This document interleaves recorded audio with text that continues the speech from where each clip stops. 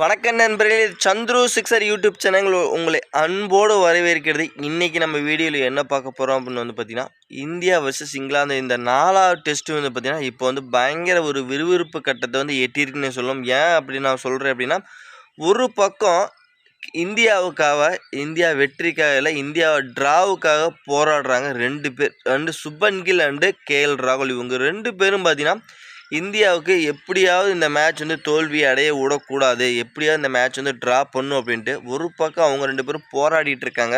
அவங்க 2 பேர்த்தோட பார்ட்னர்ஷிப் பார்த்தீங்கன்னா 174 சூப்பராக ஆடிட்டு இருக்காங்க.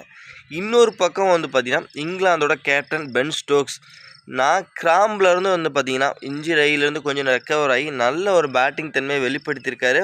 அதுவும் அந்த 100 அடித்ததுக்கப்புறம் அவரோட பேட்டிங் சும்மா வேறு லெவலாக இருந்தது. ப்ளஸ் அது மட்டும் இல்லாமல் கேப்டன்சிலையும் பயங்கரமாக லீட் பண்ணிகிட்ருக்காரு. உங்களை நானும் எப்படியாவது இந்த மேட்ச்சில் இன்னிங்ஸ் வெற்றி பெறுவேன், இல்லை அப்படின்னா இந்த மேட்ச்சில் எப்படியாவது நான் வின் பண்ணியே காமிப்பேன் அப்படின்ட்டு அவர் ஒரு பக்கம் பயங்கரமாக பண்ணிகிட்ருக்காரு. இப்படி 2 பேர்த்துக்கும் இடையில் யார் இந்த டெஸ்ட் மேட்ச்சும் வின் பண்ண போகிறாங்க அப்படிங்கிற டவுட் பயங்கரமாக க்ரியேட் ஆகிட்டுருக்கு. ஏன்னா ஒரு கட்டத்தில் பார்த்தீங்கன்னா இந்தியா முடிஞ்சு போச்சுன்னு நினச்சிக்கிட்டு இருந்தோம். ஏன்னா டே 4 ஆரம்பிக்கும் போது பார்த்திங்கன்னா இங்கிலாந்தோட பேட்டிங் 186லேருந்து ஆரம்பித்தாங்க. ப்ளஸ் அதுக்கப்புறம் அவங்க அடித்த அடி பார்த்திங்கன்னா வேறு லெவலில் இருந்தது. என்ன தான் பார்த்திங்கன்னா டேஷனை சீக்கிரமாக பார்த்திங்கன்னா மும்பை விக்கெட் எடுத்தாலும் ப்ளஸ் அதுக்கப்புறம் பென் ஸ்டோக்ஸோட கார்ஸ் பயங்கரமாக ஒரு பார்ட்னர்ஷிப் அமைச்சு இவங்களோட ரன் வேட்டை பார்த்திங்கன்னா கிறுகிறுன்னு போச்சுங்க. பென் ஸ்டோக்ஸ் சும்மா வேறு லெவலில் ஆரம்பித்தார். அதுவும் பார்த்திங்கன்னா அந்த சதாலாம் அடித்து அதுக்கப்புறம் பார்த்திங்கன்னா இவரோட வேகம், ரன்னோட வேகம் பார்த்திங்கன்னா அதிகமாகிடுச்சுன்னு சொல்லலாம். டக்குன்னு ஸ்கோர் லெவலாக இன்க்ரீஸ் பண்ணிக்கிட்டே போனாருங்க. ஒரு கட்டத்தில் நல்ல ஸ்கோர் போர்டு வந்தது. ப்ளஸ் அட்டாக்கிங் கேம் தான் ஆரம்பித்தாங்க. எப்படியாவது வந்தாவது போனால் போதியா, சும்மா அட்டி வெளுத்து கட்டுவேன் அப்படின்ட்டு சும்மா போட்டு தாக்குனாங்க. இருந்தாலும் ஜடேஜாவோட ஓவரில் விக்கெட்டை விட்டுட்டாருங்க. அதுக்கப்புறம் கார்ஸ் அவர் பங்கு அவர் காட்டினார்.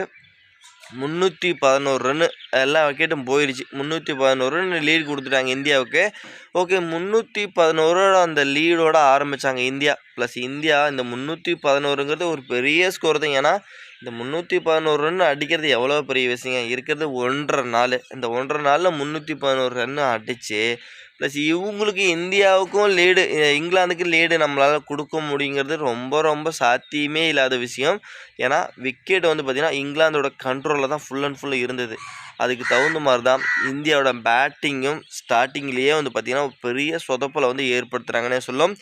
எஸ்எஸ்வி ஜெய்ஸ்வால் வந்த ஓவர்லேயே பார்த்திங்கன்னா 4வது பாலே அவரோட விக்கெட்டை லூஸ் பண்ணாருங்க.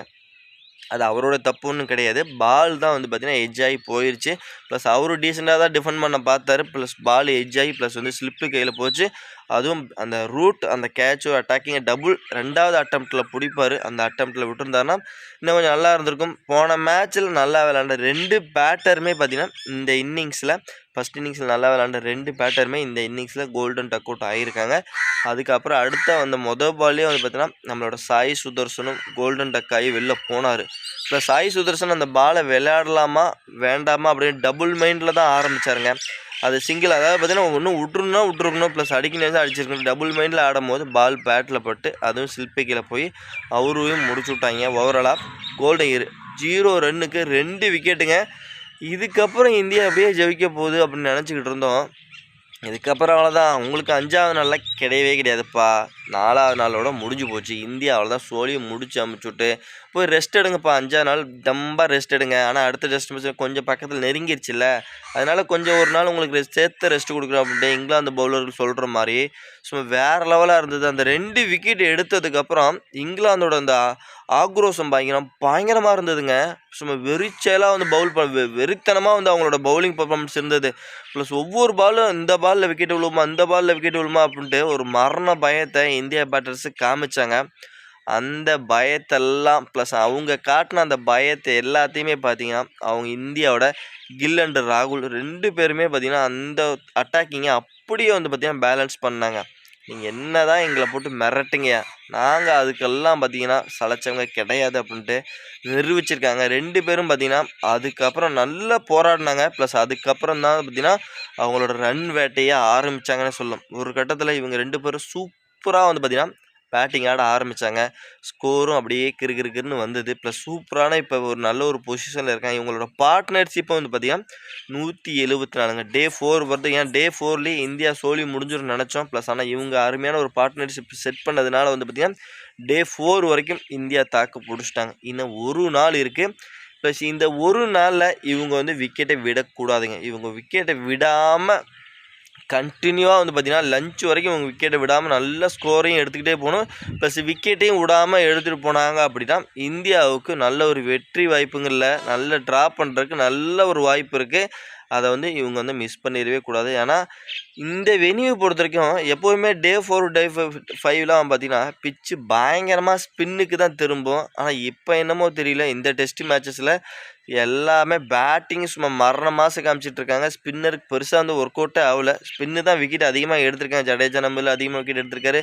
ப்ளஸ் அவங்கள ஃபாஸ்ட் பால்ஸ்லாம் எடுத்திருக்காங்க.